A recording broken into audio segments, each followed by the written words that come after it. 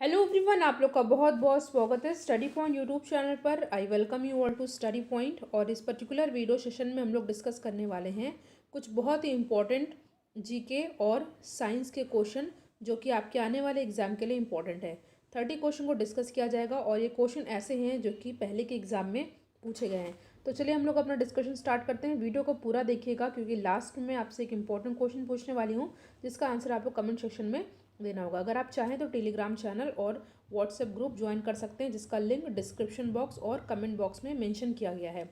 और अगर अभी आप चैनल पर नए हैं तो चैनल को सब्सक्राइब ज़रूर करिएगा और वीडियो को अपने फ्रेंड सर्कल में शेयर ज़रूर कीजिएगा और लाइक भी ज़रूर कीजिएगा। और सबसे इम्पॉर्टेंट बात, आपको सभी क्वेश्चन को अच्छे से पढ़ना है और लास्ट के क्वेश्चन को कमेंट सेक्शन में उसका आपको अटैम्प्ट करना है।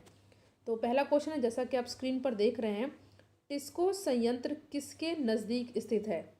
आपके सामने 4 ऑप्शन दिया हुआ है, पटना, दरभंगा, धनबाद और जमशेदपुर। और इस क्वेश्चन का करेक्ट आंसर हो जाएगा टिस्को संयंत्र, ये जमशेदपुर के नज़दीक स्थित है। देखिए, टाटा आयरन एवं स्टील कंपनी, जिसको हम लोग टिस्को कहते हैं, वर्तमान में ये झारखंड राज्य में जमशेदपुर के निकट स्थित है। यह निजी क्षेत्र में कार्यरत लौह इस्पात संयंत्र है। इसकी स्थापना स्वदेशी आंदोलन के दौरान जमशेद जी टाटा द्वारा 1907 में किया गया था, ये आपको याद रख लेना है। और यह कारखाना स्वर्ण एवं खरकई नदी के संगम पर है। 1907 में जमशेद जी टाटा द्वारा ये इसकी स्थापना की गई थी स्वदेशी आंदोलन के दौरान। नदी कौन कौन सी जिसके संगम पर ये स्थित है? नदी है स्वर्ण और खरकई। इतनी चीज़ें आपको इस क्वेश्चन से याद कर लेनी है। तो पहले क्वेश्चन का आंसर हो जाएगा ऑप्शन डी।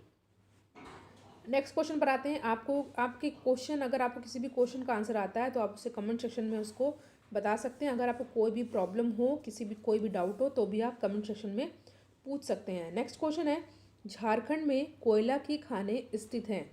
तो झारखंड में कोयला की खानें स्थित हैं कहाँ पर? झरिया में। ठीक है, झरिया में। देखिए, झारखंड में झरिया में कोयले की विशाल खानें हैं और यहाँ अन्य प्रमुख कोयला खदानों में बोकारो, गिरिडीह, उत्तरी एवं दक्षिणी कर्णपुरा, लालमटिया, डाल्टनगंज और रामगढ़ प्रमुख है। ठीक है, झरिया झारखंड का ही नहीं बल्कि देश का सबसे बड़ा कोयला क्षेत्र है, ये आपको याद रख लेना है। ये क्वेश्चन कई बार पूछा जाता है। और यहाँ से लगभग 50% कोयला निकाला जाता है। तो पहले सेकंड क्वेश्चन का आंसर हो जाएगा जहाँ आपका झरिया। ठीक है, झारखंड में कोयला की खानें स्थित हैं झरिया में। ऑप्शन ए हो जाएगा हमारा करेक्ट आंसर। और ध्यान रखिएगा, यह झारखंड का ही नहीं बल्कि देश का सबसे बड़ा कोयला क्षेत्र है। नेक्स्ट क्वेश्चन पर आते हैं। क्वेश्चन है, निम्नलिखित में से कौन सा एक हड़प्पा का बंदरगाह है? देयर इज 4 ऑप्शन गिवन, सिकंदरिया, लोथल, महास्थानगढ़ या नागपट्टनम। और इस क्वेश्चन का करेक्ट आंसर हो जाएगा ऑप्शन बी, लोथल। ठीक है, लोथल गुजरात के अहमदाबाद जिले में भोगवा नदी के किनारे स्थित है। उसकी खोज किसने की थी? इसकी खोज की थी डॉक्टर SR राव ने 1957 में। नेक्स्ट क्वेश्चन है, गुप्त सम्राट जिसने हुडो को पराजित किया था वो कौन था? तो ये थे स्कंदगुप्त। ठीक है, स्कंदगुप्त।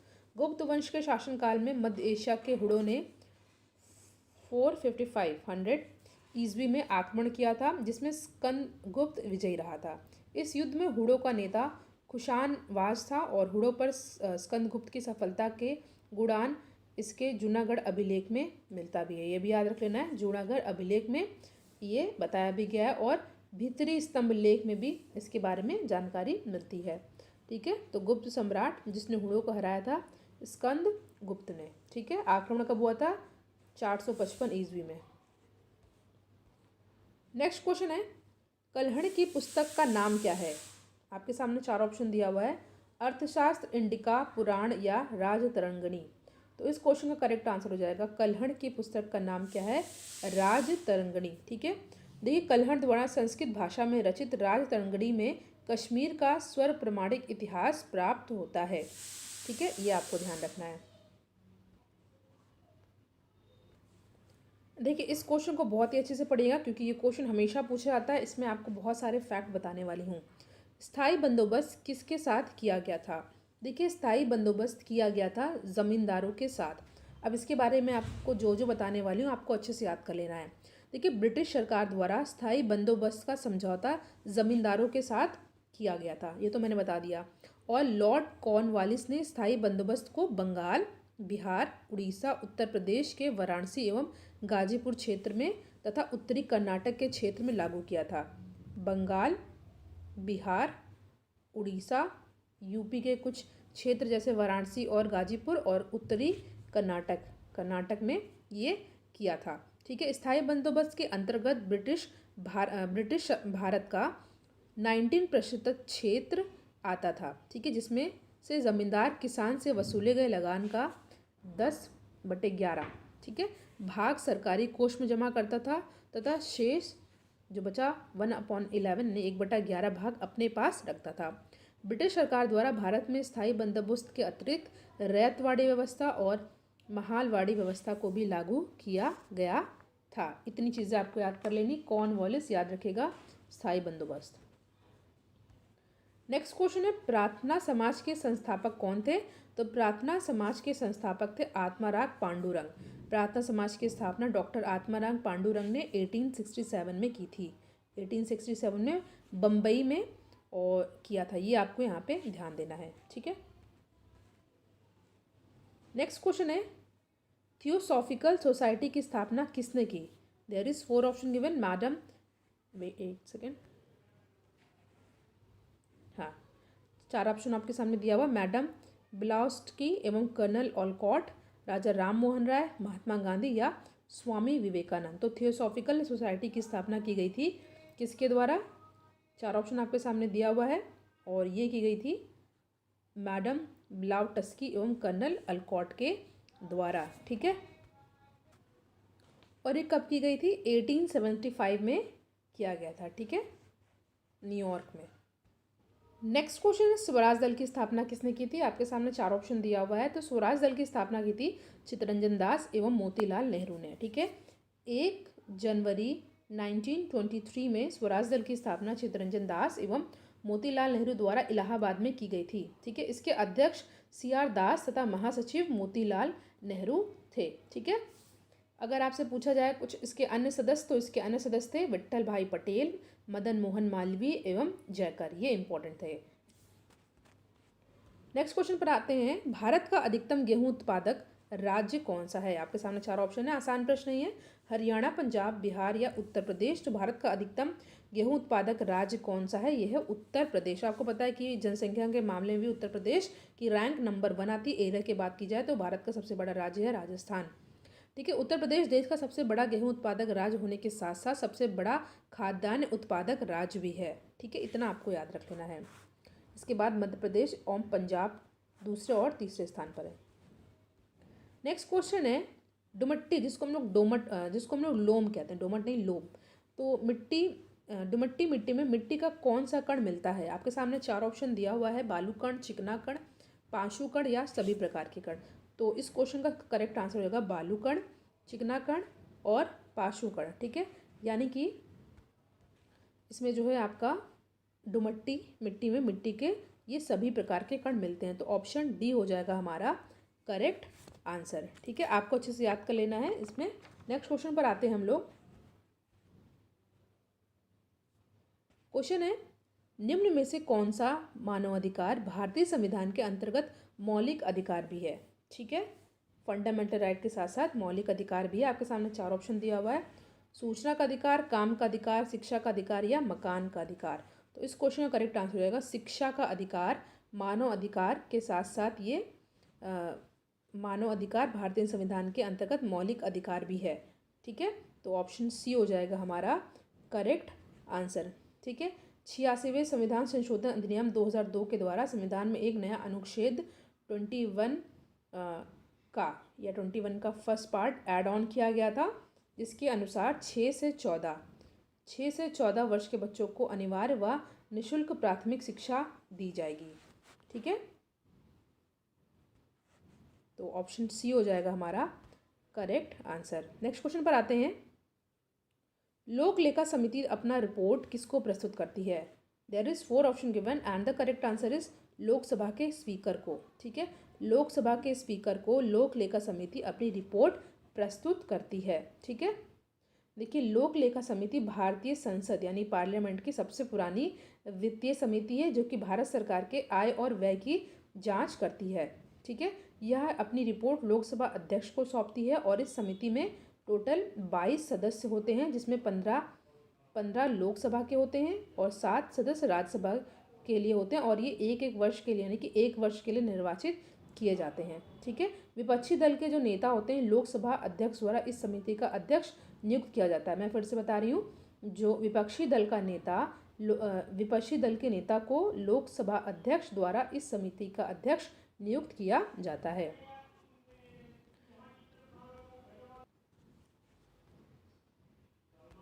नेक्स्ट क्वेश्चन है, राज्य सरकारों का संवैधानिक प्रमुख कौन होता है? आपके सामने 4 ऑप्शन दिया, मुख्यमंत्री, राज्यपाल, अध्यक्ष या उच्च न्यायालय का न्यायाधीश। तो राज्य सरकारों का संवैधानिक प्रमुख होते हैं, ये होते हैं राज्यपाल, गवर्नर। ठीक है, नेक्स्ट क्वेश्चन है, अब हम साइंस से कुछ बहुत ही महत्वपूर्ण क्वेश्चन को डिस्कस करेंगे। तो हमारा क्वेश्चन है, सौर विकिरण निम्न में से किस परास में दिखता है? ठीक है, सौर विकिरण निम्न में से किस परास में दिखता है? तो ये दिखता है किसमें? आपके सामने 4 ऑप्शन दिया हुआ है, तो ऑप्शन बी हो जाएगा हमारा करेक्ट आंसर। ठीक है, बी हो जाएगा हमारा करेक्ट आंसर। खनिज, जिसको हम लोग इंग्लिश में मिनरल कहते हैं, ये क्या है? द्रव है कि अकार्बनिक ठोस है, गैस है या उपरोक्त सभी? तो इस क्वेश्चन का करेक्ट आंसर हो जाएगा खनिज होता है ये अकार्बनिक ठोस। ठीक है, प्रकृति में पाया जाने वाला खनिज संसाधन एक अकार्बनिक ठोस होता है जिसमें मुख्यतः रासायनिक अवयव मौजूद रहते हैं। ठीक है, एग्जाम्पल में से लोहा हो गया, अभ्रक हो गया, बॉक्साइड हो गया इत्यादि। नेक्स्ट क्वेश्चन है, एक ही प्रकार का परमाणु निम्न में से किससे मिलता है? तो ये मिलते हैं किससे? ये मिलते हैं प्राकृत तत्व से। ठीक है, प्राकृत तत्व में एक ही प्रकार के परमाणु विद्यमान होते हैं क्योंकि यह किसी भी भौतिक या रासायनिक विधि द्वारा 2 या 2 से अधिक सरल द्रव्यों में विभाजित नहीं किया जा सकता है। तो सी हो जाएगा हमारा करेक्ट आंसर। नेक्स्ट क्वेश्चन पर आते हैं, पौधे जो नमक युक्त मिट्टी में उगते हैं उनको क्या कहा जाता है? There is 4 option given, xerophyte, hydrophyte, halophyte या सिक्यूलेंट। तो इस क्वेश्चन का करेक्ट आंसर होगा, पौधे जो नमक युक्त मिट्टी में उगते हैं उन्हें हम कहते हैं halophyte. Option C is our correct answer. देखिए हम लोग इसमें कुछ और डिस्कस करेंगे, देखिए ध्यान से देखिएगा। जीरोफाइट्स क्या होते हैं? ये पौधे मरुस्थलीय क्षेत्र में उगते हैं। हेलोफाइट्स क्या होते हैं? ये लवण युक्त मृदा में उगने वाले पौधे होते हैं। हाइड्रोफाइट्स क्या होते हैं? ये सामान्यतः जलीय पौधे होते हैं। तो इसको आप अच्छे से याद कर लीजिएगा, आपके आने वाले एग्जाम के लिए इम्पॉर्टेंट है। पर्यावरण किससे बनता है? आपके सामने 4 ऑप्शन है। पर्यावरण बनता है किससे? जीवी घटकों से, भ्रू आकृतिक घटकों से, अजैव घटकों से, इन सभी से। तो इन तीनों से बनता है पर्यावरण। तो ऑप्शन डी हो जाएगा हमारा करेक्ट आंसर। नेक्स्ट क्वेश्चन है, पौधों का कौन सा भाग फूल बनने का उद्दीपन ग्रहण करता है? आपके सामने 4 ऑप्शन दिया हुआ है, तना, शाखा, पर्ण या जड़। और इस क्वेश्चन करेक्ट आंसर हो जाएगा ऑप्शन सी। ठीक है, C is our correct answer. Next question पे आते हैं, हमारा क्वेश्चन है, जेनेटिक्स निम्न में से किसका अध्ययन है? तो 4 ऑप्शन आपके सामने दिया हुआ है, मेंडेल का नियम का, जैव विकास का, डीएनए संरचना का या आनुवांशिकता और विचरण का। तो जेनेटिक्स निम्न में से अध्ययन है किसका? आनुवांशिकता और विचरण का। That is why option D हो जाएगा हमारा करेक्ट आंसर। मेंडेल का आनुवांशिकता का सिद्धांत किस पर आधारित है? कायिक जनन पर, अलैंगिक जनन पर, लैंगिक जनन पर या ये सभी? तो इस क्वेश्चन का करेक्ट आंसर हो जाएगा लैंगिक जनन पर। तो सी हमारा करेक्ट आंसर, ऑप्शन सी हो जाएगा सही आंसर। ध्यान से इसको आप लोग याद कर लीजिएगा। नेक्स्ट क्वेश्चन पर आते हैं, भ्रूण किस में मिलता है? फूल में, पर्ण में, बीज में या कली में? तो भ्रूण मिलता है बीज में। सी हो जाएगा हमारा करेक्ट आंसर। प्रकाश संश्लेषण होता है न्यूक्लियस में, माइटोकॉन्ड्रिया में, क्लोरोप्लास्ट में या पेरिकोसोम में? ठीक है, और इस क्वेश्चन का करेक्ट आंसर हो जाएगा, प्रकाश संश्लेषण होता है क्लोरोप्लास्ट में। ऑप्शन सी हो जाएगा हमारा करेक्ट आंसर। देखिए, पौधों द्वारा प्रकाश, जल, पर्णहरित तथा कार्बन डाइऑक्साइड की उपस्थिति में कार्बोहाइड्रेट के निर्माण की प्रक्रिया प्रकाश संश्लेषण कहलाती है। यह क्रिया पौधों की पत्तियों एवं अन्य हरे भागों में पाए जाने वाले क्लोरोप्लास्ट के कारण होती है। तो ठीक है, सी हो जाएगा हमारा करेक्ट आंसर। नेक्स्ट क्वेश्चन है, वेट, लैंगिक जनन से आनुवांशिक मिश्रण कैसे होता है? और इस क्वेश्चन का करेक्ट आंसर हो जाएगा जीन के मिश्रण से, यानी कि सफलिंग से। ठीक है, option C is our correct answer. Next question important है, बिल एवं मिलिंडा गेट्स फाउंडेशन द्वारा स्थापित भारत के लिए कार्यक्रम आवाहन किसके प्रतिरोध के लिए कार्यरत है? आपके सामने चार ऑप्शन है, डेंगू, पोलियो, एड्स या फाइलेरिया।